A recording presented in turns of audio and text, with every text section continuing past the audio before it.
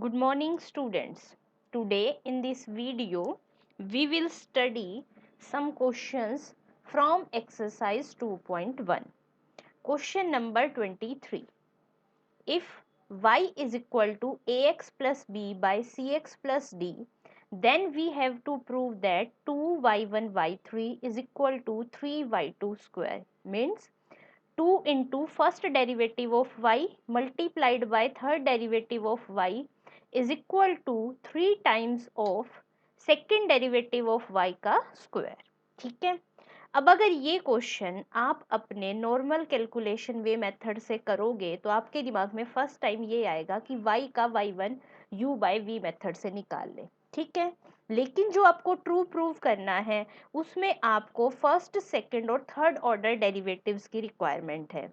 अगर जो भी y का डेरिवेटिव आएगा हर बार आप 3 स्टेप्स तक बाय कोशेंट रूल अगर उसको डिफरेंशिएट करोगे तो ये कैलकुलेशन बहुत ही ट्रिकी हो जाएगी.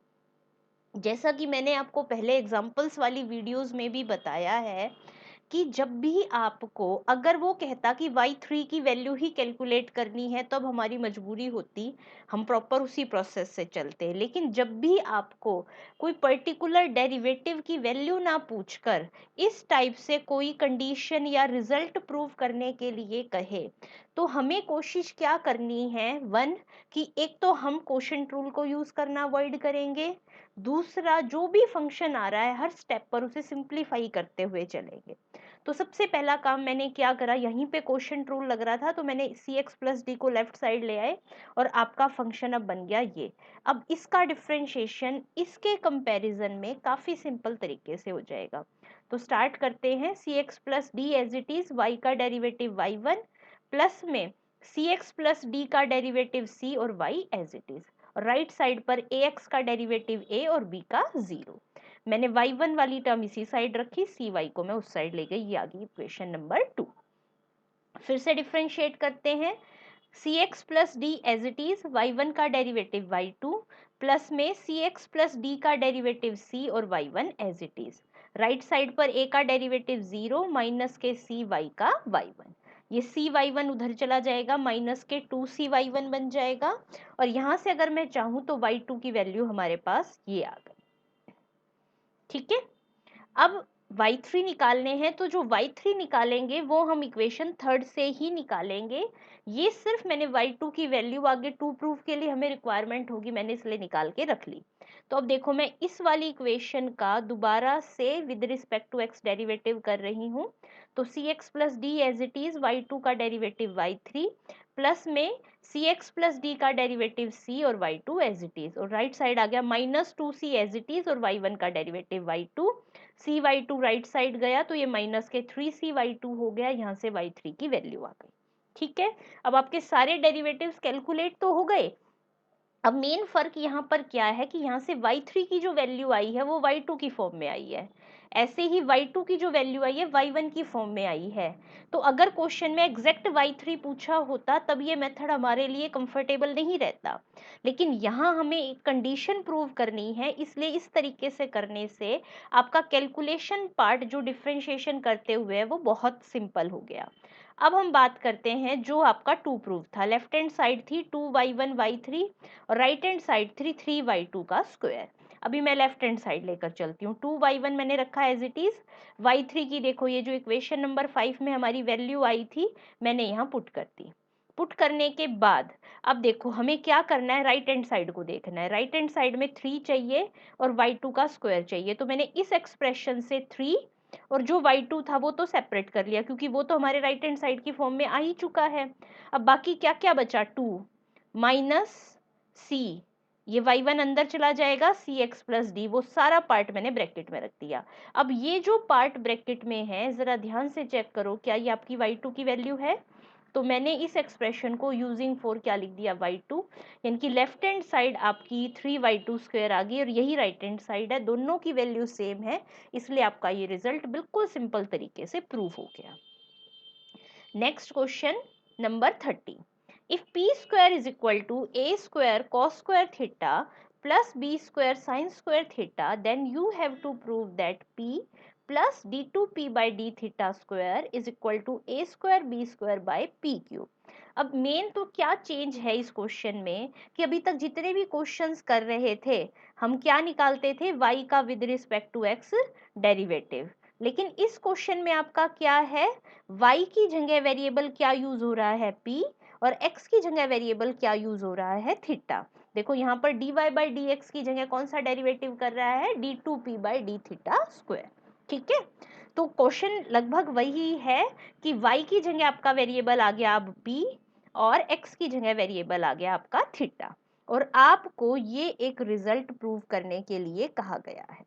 ठीक है, अब सबसे पहले तो इस टू प्रूफ को आप ऑब्जर्व करें तो इस आंसर में p यूज हो रहा है, p का with respect to theta second derivative आ रहा है, a square B square constant आ रहे हैं और p का क्यूब आ रहा है, यानी कि आंसर में कहीं पर भी आपका थीटा या थीटा को इन्वॉल्व करने वाली साइन थीटा कॉस थीटा वाली कोई टर्म इन्वॉल्व नहीं हो रही।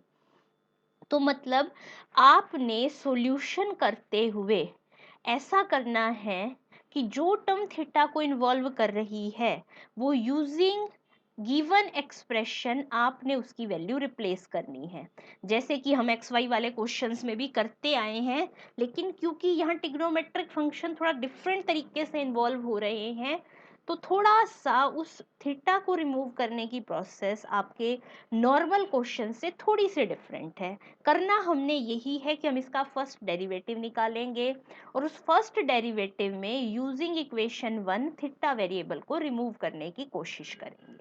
ठीक है, तो सबसे पहले डेरिवेटिव स्टार्ट करते हैं, पी स्क्वायर का डेरिवेटिव। और पी स्क्वायर को आप कैसे समझो कि वाई स्क्वायर का डेरिवेटिव करना है। वाई स्क्वायर का डेरिवेटिव क्या करते थे आप, 2y/y1, तो ऐसे ही पी स्क्वायर का डेरिवेटिव हो गया 2p into D P by D theta. A square constant as it is, cos square theta का 2 cos थीटा इंटू में minus sine theta, B square as it is 2 sin theta cos theta. तो 2 sin theta cos theta ये जो दोनों expression में आया मैंने इसे sin 2 थीटा पुट कर दिया और फिर sin 2 थीटा को कॉमन रख के इस एक्सप्रेशन को रख दिया बी स्क्वायर माइनस ए स्क्वायर sin 2 थीटा। ठीक है, अब मैं चाह रही हूं कि यहां से sin 2 थीटा की वैल्यू टर्म को रिमूव कर सके और हमारे पास यूज करने के लिए सिर्फ एक्सप्रेशन ये। अब इस एक्सप्रेशन को और इस एक्सप्रेशन को हम देखें तो यहाँ साइन 2 थीटा है, यहाँ साइन थीटा और कॉस थीटा है, एंगल ही अलग है, तो मतलब कुछ ना कुछ डिफरेंट प्रोसेस हमें यूज करनी होगी। तो अब देखो हम क्या कर रहे हैं, फर्स्ट इक्वेशन को जो गिवन एक्सप्रेशन है किसी की भी वैल्यू रिप्लेस करने के लिए आपके पास ऑप्शन तो सिर्फ एक यही है ना, तो फर्स्ट एक्सप्रेशन को मैं सिंप्लीफाई कर रही हूँ कैसे, देखो P square as it is रखा, A square as it is रखा, कोस स्क्वायर थीटा का फार्मूला वो वाला पुट करना है जिसमें एंगल 2 थीटा यूज होता, तो कोस स्क्वायर थीटा की जगह आ गया 1 plus cos 2 theta by 2, B square as it is sine square theta को लिख दिया 1 माइनस कोस 2 थीटा बाय 2। अब क्या करें, सिंप्लीफिकेशन करें, तो देखो पहली वाली जो टर्म है ए स्क्वायर बाय 2 और बी स्क्वायर बाय 2 तो वो तो कंबाइंड कर ली यहाँ पर, और ए स्क्वायर जब कोस 2 थीटा से मल्टीप्लाई होगा और बी स्क्वायर जब कोस 2 थीटा से मल्टीप्लाई होगा वो टर्म्स कर ली यहाँ पर। ठीक है, अब हम क्या करते हैं, टिग्नोमेट्रिक टर्म्स जो हैं वो एक साइड पर रखेंगे और बाकी सारी टर्म्स हम दूसरी साइड पर ले आएंगे। तो मैंने क्या करा, ये जो 2 दोनों के अपोन में था इसे तो पहले लेफ्ट साइड पर मल्टीप्लाई कर दिया और फिर ये वाला एक्सप्रेशन लेफ्ट साइड पर हम ले आए माइनस में। राइट साइड पर एक्चुअल में अब क्या बचा, ए स्क्वायर माइनस बी स्क्वायर, लेकिन मैं इन दोनों टर्म्स के कोफिशिएंट को सेम करने के लिए मैंने इसको माइनस कॉमन निकाल के बी स्क्वायर माइनस ए स्क्वायर कर दिया। आपकी मर्जी है, अगर आप यहाँ ए स्क्वायर माइनस बी स्क्वायर रखना चाहें तो यहाँ माइनस कॉमन निकाल के उसे माइनस ए स्क्वायर माइनस बी स्क्वायर कर सकते हैं। अब जरा ध्यान से दोनों एक्सप्रेशन की राइट हैंड साइड को देखो, आपको पता है ये आपने टेक्निक पहले भी बहुत बार यूज की है कि एक इक्वेशन में साइन 2 थीटा है एक में cos 2 थीटा है, आप दोनों की वैल्यू को एक दूसरे में पुट तो नहीं कर सकते, लेकिन जब भी आपको किसी एक्सप्रेशन में दो इक्वेशन हो, एक में साइन हो एक में कॉस हो और उसमें से टिग्नोमेट्रिक फंक्शन को रिमूव करना हो तो सिंपल सी आइडेंटिटी होती है, दोनों इक्वेशंस का स्क्वायर करके ऐड कर दे। क्यों, क्योंकि आपका जो sign square theta sine square मैं सिंपल जनरल लिख रही हूँ x plus cos square x, एक सेकेंड थोड़ा सा इसको क्लियर लिखते हैं दोबारा से, साइन स्क्वायर x प्लस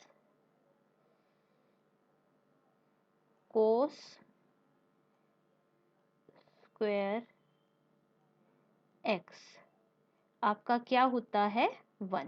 तो कहीं भी साइन कॉस से रिलेटेड एक्सप्रेशन हो और आपको वो टिग्नोमेट्रिक रेशियोज वहां से रिमूव करने हो तो एक सिंपल सी फिक्स टेक्निक होती है कि स्क्वायर करके बोथ इक्वेशंस को क्या कर दो ऐड।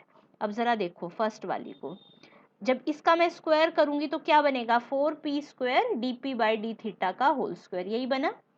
फिर अब इस टर्म का जब आप स्क्वायर करेंगे तो a माइनस बी के होल स्क्वायर का फॉर्मूला लगेगा, देखो ये इसका स्क्वायर प्लस दूसरी टर्म का स्क्वायर माइनस 2ab।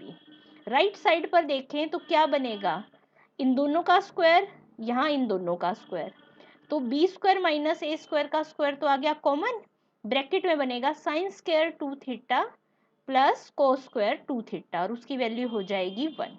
अब जरा ध्यान से देखें, ये जो आपके पास एक्सप्रेशन आया है इसमें आपका p के डेरिवेटिव a और b इन्वॉल्व हो रहा है। हम सिंपल एल्जेब्राइक कैलकुलेशन करते हुए इसे सिंप्लीफाई करेंगे और इसका डेरिवेटिव कर देंगे, आपका रिक्वायर्ड आंसर आ जाएगा। देखो क्या करा अभी हमने, यहाँ तक तो सब एज इट इज है। ये वाली टर्म लेफ्ट साइड पर ले आए, दोनों का स्क्वायर ओपन करके टर्म्स कैंसिल करेंगे तो आपके पास बच जाएगा 4a स्क्वायर बी स्क्वायर। अब सभी टर्म में से देखो आपका 4 कॉमन आ रहा है और एक p स्क्वायर हम कॉमन रख लेते हैं, क्योंकि वो बाकी सब में से तो आ रहा है, इसमें से नहीं आ रहा तो कोई बात नहीं, इसमें डिवाइड में आ जाएगा।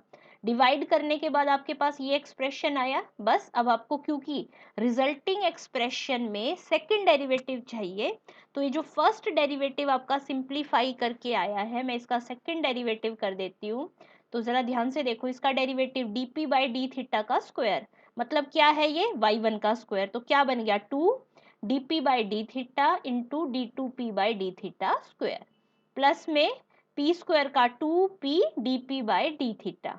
ये वाली टर्म कांस्टेंट है इसलिए इसका डेरिवेटिव 0। यहाँ a स्क्वायर b स्क्वायर तो कांस्टेंट है, एक्चुअल में आप p की पावर -2 का डेरिवेटिव कर रहे हो, तो फॉर्मूला क्या बन जाएगा -2 बाई पी की power 3 into D P by D theta. 2 dp by D theta सभी में से कैंसिल किया, ये आपका रिक्वायर्ड आंसर प्रूव हो गया। ठीक है, अब आ जाते हैं हम क्वेश्चन नंबर 32 पर। अगर y आपका e की माइनस एक्स कॉस एक्स है तो आपको शो करना है y का with respect to x fourth derivative plus 4y क्या होगा आपका 0। तो यहाँ भी हम अपने लास्ट क्वेश्चन की तरह ही क्या कोशिश करेंगे, y के डेरिवेटिव्स निकालेंगे और कोशिश करेंगे, क्योंकि देखो इस आंसर में कहीं भी आपका x इन्वॉल्व नहीं हो रहा, तो हमें क्या करना है, डेरिवेटिव करते हुए जो x के फंक्शंस आएंगे उन्हें गिवन एक्सप्रेशन की हेल्प से उनकी वैल्यूज रिप्लेस करते हुए रिमूव करना है और डिफरेंशिएट करना है। साथ ही एक बात नोटिस और कीजिए, यहाँ सिर्फ फोर्थ ऑर्डर डेरिवेटिव और y है, इंटरमीडिएट जितने भी डेरिवेटिव्स आएंगे आपको उनकी भी वैल्यू क्या करनी होगी, रिप्लेस। तो सबसे पहले y क्या है आपका e की minus x cos x, differentiate कर दीजिए इसको विद रिस्पेक्ट टू x, क्या बन जाएगा dy by D X is equal to E की minus X as it is, cos का derivative minus sine X, plus में ई की माइनस एक्स का डेरिवेटिव माइनस ई की माइनस एक्स और cos X as it is. अब देखिए ये जो एक्सप्रेशन है ये आपका y है, तो मैंने इसकी वैल्यू y से रिप्लेस कर दी। अगेन डिफ्रेंशिएशन किया, dy बाई डी एक्स का derivative D two Y by D X square, फिर e की माइनस एक्स का डेरिवेटिव माइनस एक और आ जाएगा तो यहाँ ये प्लस हो गया, sine X as it is minus E की minus X as it is, sine X का डेरिवेटिव कॉस एक्स और y का derivative dy by D X. फिर ये एक्सप्रेशन आपका y बन रहा है, मैंने वैल्यू रिप्लेस कर दी। अब प्रॉब्लम क्या आ रही है, जो भी टर्म आपकी e की minus X into cos X आ रही है आप हर बार उसकी वैल्यू y से रिप्लेस करते जा रहे हैं, लेकिन इन एक्सप्रेशन का जितनी बार भी आप डिफ्रेंशिएशन करें एक टर्म ऐसी जरूर आएगी जिसमें साइन इन्वॉल्व हो रहा हो, और साइन में जो इन्वॉल्विंग वाली टर्म आ रही है उसकी वैल्यू आपके पास गिवन नहीं है।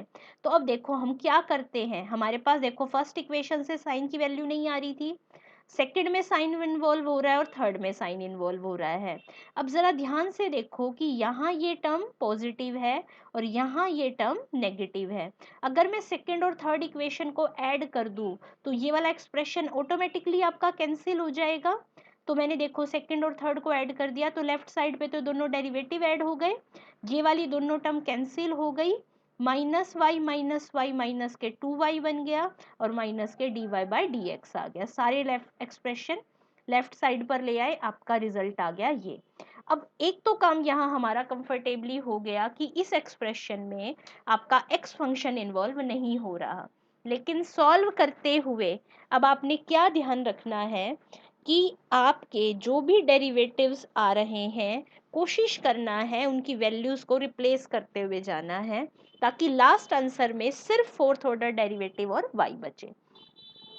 तो चलो सबसे पहले अब इसका डिफरेंशिएशन करते हैं। सेकंड ऑर्डर डेरिवेटिव का derivative third, 2 as it is, dy by D X का d2y by D X square plus 2 dy by D X. बिल्कुल सिंपल कैलकुलेशन हो गई। अब एक बात बताइए, इस एक्सप्रेशन में अगर आपको किसी की वैल्यू रिप्लेस करनी हो तो मैं यहाँ से सेकंड ऑर्डर डेरिवेटिव की क्या वैल्यू निकाल सकती हूँ, -2 dy by D x minus 2y, यहाँ पर पुट कर दी। पुट करने के बाद मल्टीप्लाई करके सिंप्लीफाई किया, आपका एक्सप्रेशन आ गया ये। ठीक है, अब यानी कि इस एक्सप्रेशन में आपका सेकंड ऑर्डर डेरिवेटिव इन्वॉल्व नहीं है। फिर से इसका डिफरेंशिएशन किया, बिल्कुल सिंपल है, थर्ड का फोर्थ ऑर्डर डेरिवेटिव, फर्स्ट का सेकंड डेरिवेटिव, y का dy by D x, d2y by D X square की वैल्यू वैसे ही फिर पुट कर दी। पुट करके जैसे ही आपने सिंप्लीफाई किया, देखिए ये वाला आपका एक्सप्रेशन कैंसिल हो गया और जो आपका आंसर है वो आपका रिक्वायर्ड आंसर आ गया है। Thank you.